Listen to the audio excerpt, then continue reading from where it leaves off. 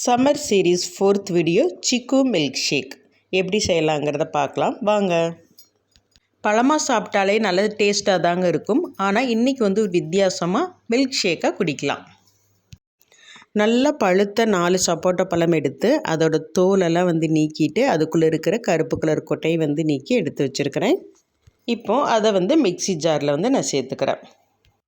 காய்ச்சி ஆற வச்சு எடுத்து வச்சுருக்கிற பால் இருக்குது, அதுவும் சப்போட்டா பழத்தோடு நான் சேர்த்துக்கிறேன்.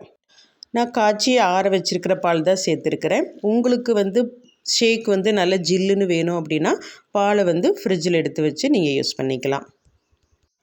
வெள்ளைப்பாகு காய்ச்சி வடிகட்டி எடுத்து வச்சுருக்கிறேன், அதுவும் பாலோடு இப்போ நான் சேர்த்துக்கிறேன்.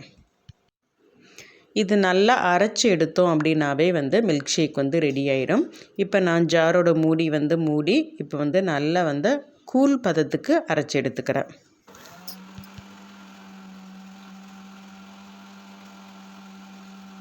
நல்ல டேஸ்டியான சிக்கு மில்க் ஷேக் ரெடி ஆயிடுச்சு. சத்துக்கள் நிறைய இருக்கக்கூடிய இந்த சப்போட்டா பழத்தை சம்மருக்கு வாங்கி நீங்களும் நான் செஞ்ச மாதிரி ஒரு மில்க் ஷேக் செஞ்சு பாருங்கள். தேங்க்ஸ் ஃபார் வாட்சிங்.